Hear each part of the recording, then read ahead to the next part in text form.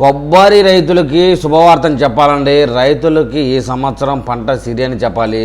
కోనసీమ కొబ్బరి మార్కెట్లో కొత్త కొబ్బరి ధర మళ్ళా పెరిగిందండి. ఈసారి ఏకంగా క్వింటాల్కి 21,000 రూపాయలు చేరుకుందని చెప్తా ఉన్నారు.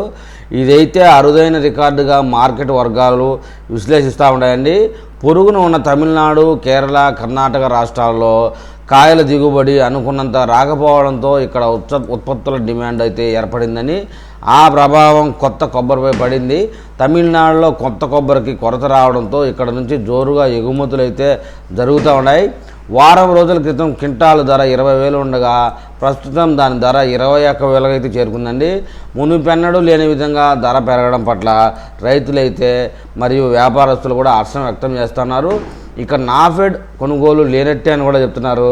కోనసీమ కొబ్బరి మార్కెట్లో కొబ్బరి ధరలు పతనమైనప్పుడు రైతును ఆదుకునేందుకు జిల్లాలోని అంబాజీపేట, రావులపాలెం, నగరం, తాటిపాక, ముమ్మడివరం ప్రాంతాల్లో మద్దతు ధరను ఇచ్చిన నాఫెడ్ ద్వారా కొనుగోలు చేసేవారు.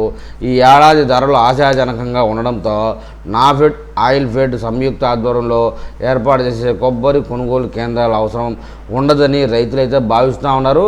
మరి ఈ వీడియో మీద మన కొబ్బరి రైతులు ఏమని కామెంట్ చేస్తారో చూద్దాం.